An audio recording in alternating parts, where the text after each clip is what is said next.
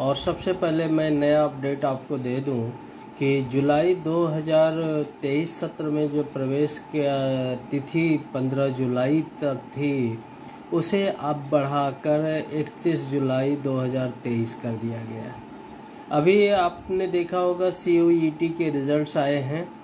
आप लोगों को मैं शुभकामनाएं देता हूं कि अगर आपको अच्छे कॉलेज मिल गए हैं तो आप ज़रूर एडमिशन ले लीजिए और आप बिल्कुल निश्चिंत रहिए, वहाँ पे आपकी पढ़ाई अच्छी हो पाएगी।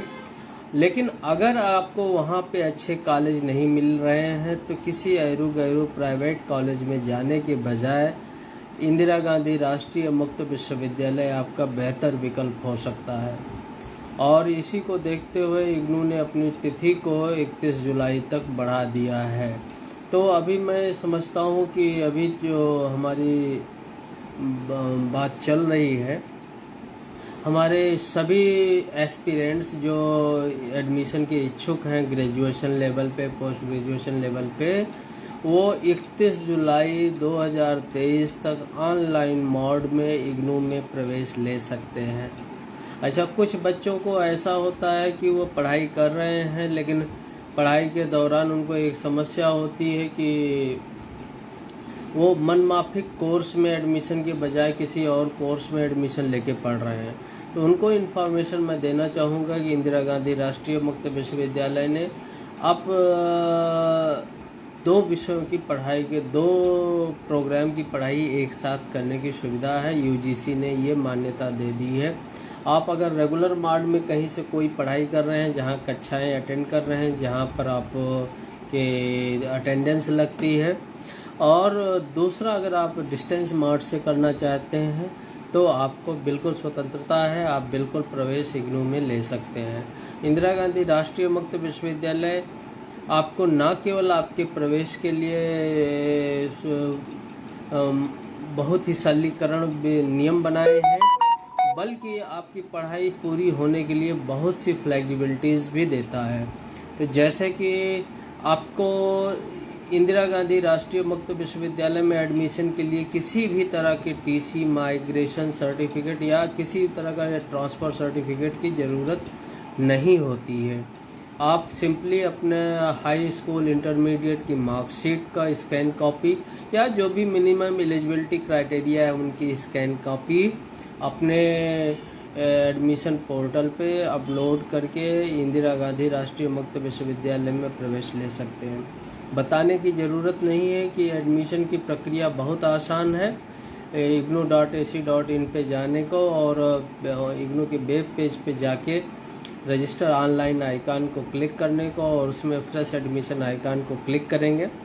आप सबसे पहले अपना रजिस्ट्रेशन कंप्लीट करेंगे। रजिस्ट्रेशन से यूज़र ID और पासवर्ड जनरेट हो जाएगा।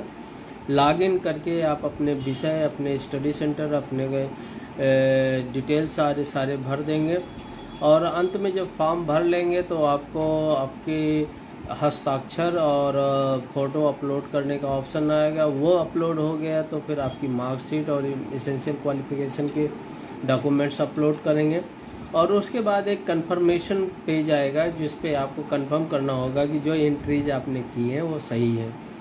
और ये सारा पूरा होने के बाद आप पेमेंट अपने ATM डेबिट कार्ड से ऑनलाइन ही कर देंगे और आपको प्रवेश वहाँ पे उपलब्ध हो जाएगा, आपकी प्रवेश की प्रक्रिया पूर्ण हो जाएगी। तो ये सामान्य सी प्रक्रिया है जिसमें आप प्रवेश कर सकते हैं।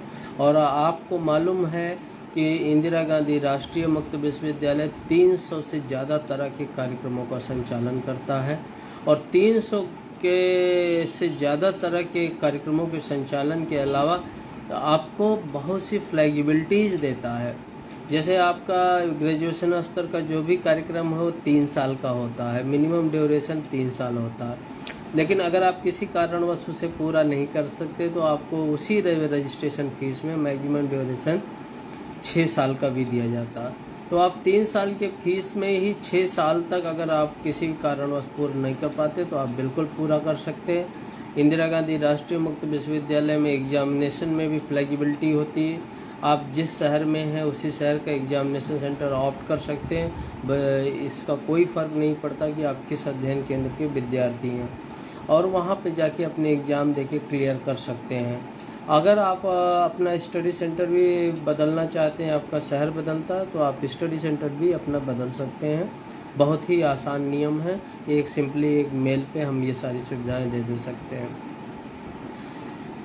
आपके प्रवेश के साथ आपको मुफ्त में आपका अध्ययन सामग्री भी आपको प्रदान किया जाता है। मतलब अगर हम सामान्य शब्दों में कहें, सामान्य जन की भाषा में कहें, तो आपकी प्रवेश का शुल्क जितने का है, लगभग उतने ही दाम की अध्ययन सामग्री आपको मुफ्त में दे दी जाती है। तो अध्ययन सामग्री आपके हार्ड कॉपी के रूप में आपके घर के पते पे पहुंचती प्रवेश के साथ ही, और वहां से आपको पढ़ाई करके आप अपने एग्ज़ाम दे सकते हैं। केवल प्रैक्टिकल कंपोनेंट जो हैं, जिनमें बीएससी के हो गए या बीए साइकोलॉजी के कोर्सेज हो गए या अन्य किसी भी विषय में जिसमें प्रैक्टिकल कंपोनेंट है, केवल उन्हीं के परीक्षाओं को उन्हीं के काउंसलिंग सेशंस में आपको अनिवार्य रूप से जाना होता है, और वहाँ पे अटेंडेंस भी ज़रूरी होती है, और आप उसी के परीक्षा काउंसलिंग सेशन के बाद आप परीक्षा भी वहीं पे दे सकते हैं और आपके नंबर कंप्लीट हो सकते हैं। अन्य किसी भी प्रोग्राम में बाध्यता नहीं है कि आपको अध्ययन केंद्र पे जाके अपनी क्लास करने की, यानी आप अध्ययन सामग्री घर पे पढ़ के अपने एग्ज़ाम दे सकते हैं। तो ये कुछ छूट की थी, फ्लेक्सिबिलिटीज़ थी, आपको बतानी थी। दूसरी बात ये बतानी थी कि ईयर गैप का कोई फ़र्क नहीं पड़ता है। जैसे आपने ग्रेजुएशन आपने इंटरमीडिएट 3 साल पहले किया और 3 साल तक आप प्रिपरेशन करते रहे, फिर आप किसी कॉलेज में जाते हैं तो आपको पढ़ाई के लिए ईयर गैप का एक सर्टिफिकेट बनवाना पड़ता है, एफिडेविट बनवाना पड़ता है।